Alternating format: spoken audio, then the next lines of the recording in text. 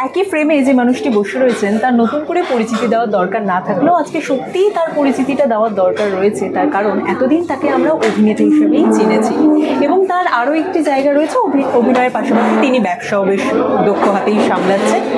কিন্তু আজ যে কাজটির হাত ধরে আমরা এখানে বসে রয়েছি সেখানে সংলাপেরও দায়িত্বেও কিন্তু তিনি ছিলেন। নানাদা দেন সভ্যদা আমাদের সাথে রয়েছেন, সব্যসাচী চৌধুরী। কেমন আছে সভ্যদা? এবং এই যে আজকে ইন্ট্রোডাকশনটা দেওয়ার সময় বললাম আরও একটি তোমার সাথে নাম জুড়ে গেল আর কি, জয়সলমীর জমজমাটে সংলাপের দায়িত্ব তুমি এবং রিঙ্গোদা দুজন মিলে আর কি সামলেছো আর কি, সেটা জার্নিটাকে একটু শুনুন। প্রথম যখন আমাকে রিঙ্গোদা বলে যে আমরা জয়সলমীরে শ্যুট করব, রাজস্থানে শ্যুট করব এবং সেরকম একটা গল্প আমরা ক্লিকের কাছে নিয়ে যাব, তো আমি তখন থেকেই গোটা প্রজেক্টের মধ্যে অ্যাসোসিয়েটেড ছিলাম। গল্প ভাবা থেকে, রিঙ্গোদাকে ইনপুটস দেওয়ার থেকে ইভেনচুয়ালি আমরা ক্লিকে যখন কথা হয় অ্যান্ড প্রজেক্টে যখন অ্যাপ্রুভড হয় তখন এটা ঠিক হয় যে প্রজেক্টটার মধ্যে একটু বাঙালিয়ানা বাড়াতে হবে, এটা রিঙ্গোদা একটু আগেই বলছিল। তো তার জন্য বেশ কিছু ব্যান্টার্স লাগবে, বেশ কিছু কথোপকথন লাগবে যার মধ্যে একটু বাঙালিয়ানা বেশি বজায় থাকে। তো সেটার কারণে আমাকে ইনকর্পোরেট করা এখানে, অ্যান্ড রিঙ্গোদা আর আমি মিলে স্ক্রিপ্ট অনেক কিছু লিখেছি, অনেক কিছু চেঞ্জেস হয়েছে, অনেকটা আবার সময়ের জন্য বাধা দিতে হয়েছে। তো আমরা একটা সফটওয়্যার ইউজ করতাম যেখানে আমি আর রিঙ্গোদা একসাথেই লিখতাম আর কি, মানে রিঙ্গোদার বাড়িতে বসে, আমি আমার বাড়িতে বসে, কিন্তু রিঙ্গোদা লিখলে আমি দেখতে পাই, একসাথে সেটা করা যায়। এবার রিঙ্গোদার ওয়ার্কিং প্রসেসটা হচ্ছে ভোর 5টায় উঠে উনি লিখতে বসে, আর আমি ভোর 5টায় লিখে শুতে যাই, ঠিক আছে? তো একদিন সেটা কোইনসাইড করে গেছে যে আমি তখনও জেগে আছি, আমি দেখছি যে আমি যেটা লিখেছি সেটা ডিলিট হচ্ছে ওখান থেকে। আমি লিখলাম ওখানে, তুমি ডিলিট করছো কেন? আবার লিখেছে গুড মর্নিং, তুই শুতে যা, এবার আমি লিখবো। তো আমাদের মানে বন্ডিংটা এরকমই, এবং আমরা ভোরবেলায় ফোন করে ঝগড়া করেছি এটা হচ্ছে না কেন, তো এরকম, এবং বিভিন্ন জিনিস আর কি। পরবর্তীকালে কিছু জিনিস রিঙ্গোদাও মেনে নিয়েছে যে হ্যাঁ ঠিক আছে, আচ্ছা ঠিক আছে বলছিস যখন করে দিলাম। তো এইভাবেই হয়েছে গোটা শ্যুটটা, এবং we worked as a family. এটা সবাই বলে যে আমরা পরিবারের মতন কাজ করি, পরিবারের মতন, কিন্তু এখানে যেটা হয়েছে না, মানে সিরিজ তো একটা কম সময়ের জন্য সবাই শ্যুটটা করে, এখানে ঠিক ওই সিরিয়ালের মতন পরিবার হয়ে ওঠাটা হয় না সেভাবে, কারণ সবাই আসে 10 দিন 15 দিন শুটিং হয়, শেষ হয়, লিমিটেড একটা সময়। কিন্তু প্রজেক্টটা নিয়ে আমি অ্যাসোসিয়েটেড ছিলাম অন্তত পক্ষে 3-4 মাস, সবটা মিলিয়ে ধরে।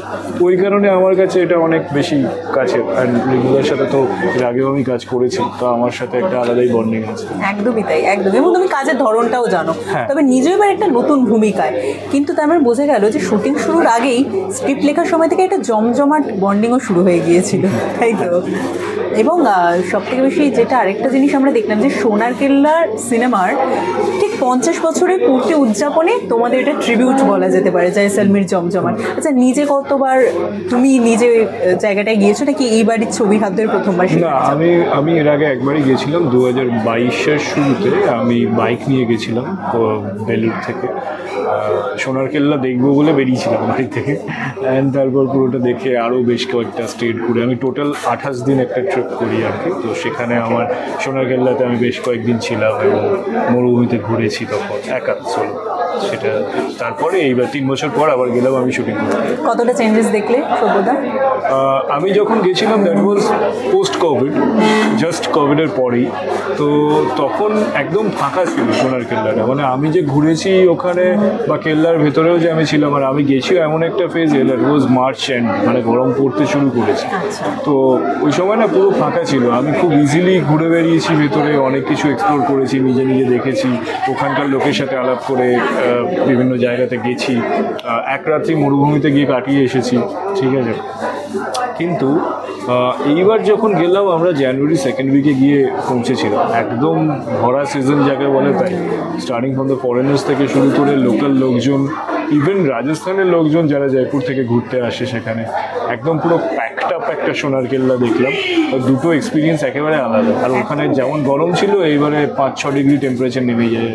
তোমার কি ঠান্ডা, মানে খুব ঠান্ডা প্রিয় মানুষ তুমি, নাকি গরমটাকে এনজয় করো? না না, আমার ঠান্ডা ভালো লাগে, মানে আমি শীত কাতুরে নই, কিন্তু এনজয় করো। আমি এনজয় করি, কিন্তু আমি এইবারে যাওয়ার সময় আমি একটা হিটার নিয়ে গেছিলাম সাথে করে, যে যদি লাগে, সেটা লেগেওছে। আমরা যখন টেন্টে ছিলাম ওই মরুভূমির মধ্যে, যখন আমরা থরে শ্যুট করছিলাম, তো রাত 1টা-2টোর সময় আমরা ওখানে শুটিংটা করেছি আর কি, এবং সেটা যথেষ্ট ওই হাওয়াটা দেয়, বেশ ঠান্ডা, খুব কষ্ট করে হাড় কাঁপানো। হ্যাঁ ঠিক।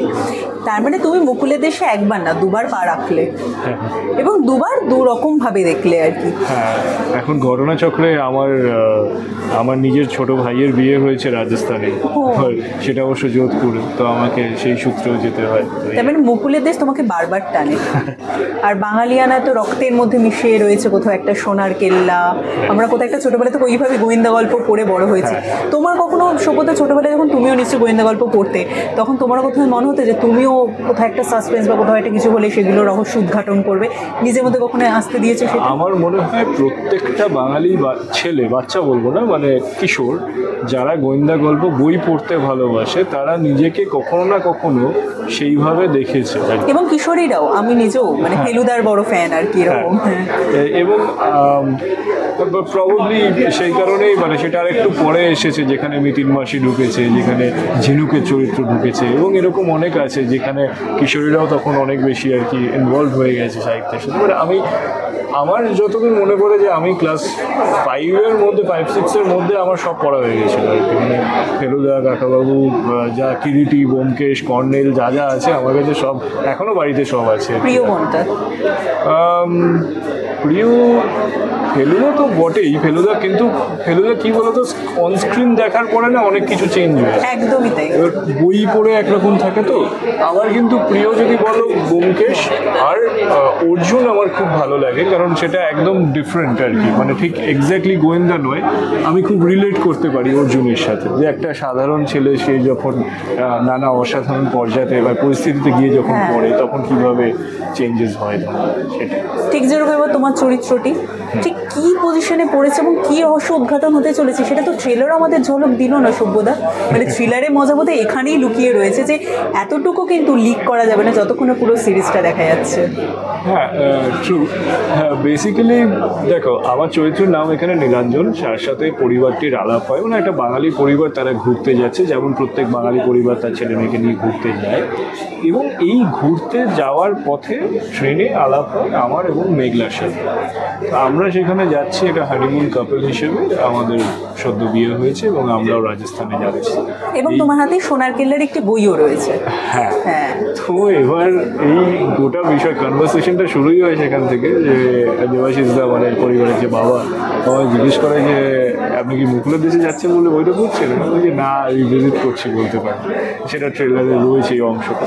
এবং সেই সূত্রে ওনার সাথে আমার কথোপকথন শুরু হয়, আড্ডা জমে ওঠে, পরিবারটির সাথে আমরা একাত্ম হই, সেখানে যাই, এবং সেখানে একটি খারাপ ঘটনার মধ্যে পরিবারটা জড়িয়ে যায়।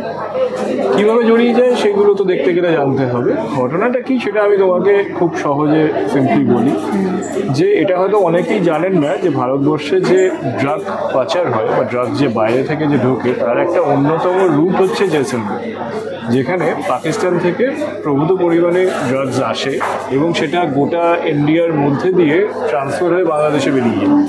তো এই জয়সলমেরের বর্ডারে, যেটা আগে পাঞ্জাবে হতো, এখন ওখানে হয় না, জয়সলমেরের বর্ডারে ওরা ড্রোন দিয়ে ড্রাগ পাচার করে। ঠিক আছে, যেখানে ড্রোনে করে, যে বড় ড্রোনগুলো যাদের পেলোড বেশি থাকে, সেটা দিয়ে ড্রাগসের প্যাকেট এখানে পাঠানো হয় আর নির্দিষ্ট লোকেশনে ড্রপ করা।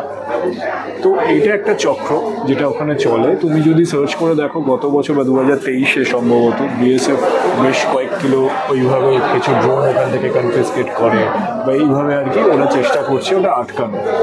এই চক্রটা ঘিরেই এই গল্পটি, এই পরিবারটি ঘুরতে গিয়ে সামহাউ এই চক্রের সাথে জড়িয়ে যায়। সেটা কিভাবে জড়ায় আর কিভাবে সেই জাল কেটে বেরোয় তার জন্য জয়সলমীর জড়িত। আর তার জন্য অন্তর্জাল রয়েছে, যার মধ্যে দিয়ে ঢুকে গিয়ে আমরা দেখতে পাবো জয়সলমীর জমজমাট অবশ্যই। তো এতটা সুন্দরভাবে তুমি মানে এখন ঘিরে ধরেছো আমাদেরকে এই গল্পটার মাধ্যমে যে আমরা ভাবছি কবে দেখতে পাবো আর কি।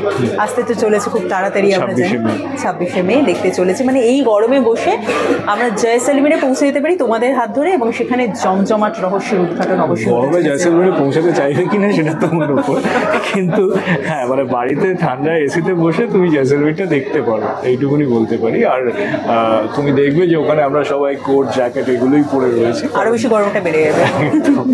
সেটাই। আচ্ছা সভ্যতা, ডেফিনেটলি যেটা প্রশ্নটা না করলেই নয়, কারণ দর্শকেরা বারবার তোমাকে ওয়েবেও যতটা ভালোবাসা দিয়েছেন, ধারাবাহিকও ততটাই ভালোবাসা দিয়েছেন।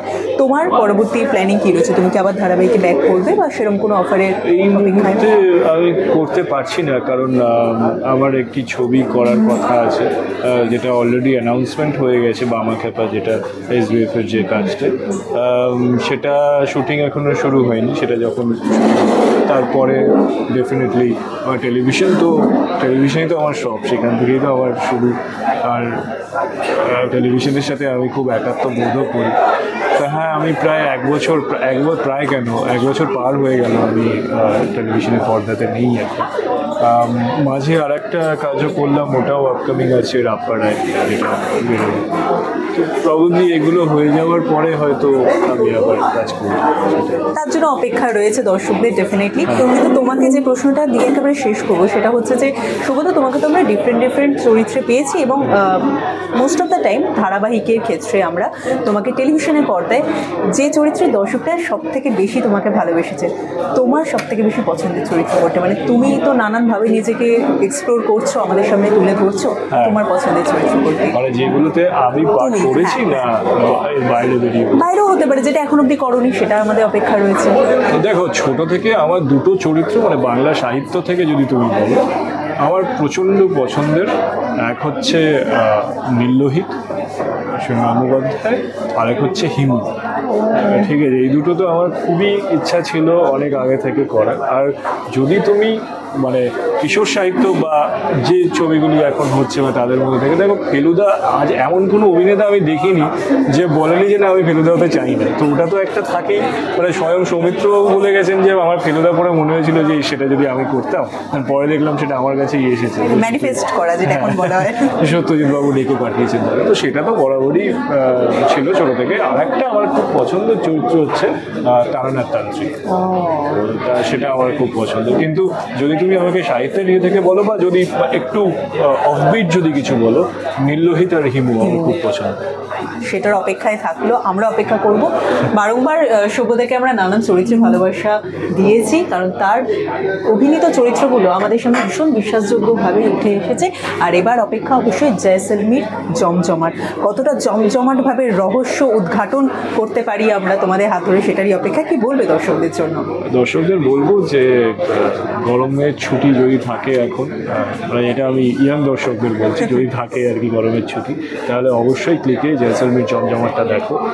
আর বাকি যারা আপনারা রহস্য গল্প ভালোবাসেন তারা ডেফিনেটলি জয়সলমীর জমজমাট দেখতে পারো। আমি এইটুকু বলতে পারি, অরিজিনাল সোনারকেল্লা গল্পের সাথে কিন্তু এর কোনো যোগাযোগ নেই, কিন্তু সেই শুটিং লোকেশনগুলো যেভাবে আমরা এক্সপ্লোর করেছি সেটা ডেফিনেটলি ভালোবাসা নেই।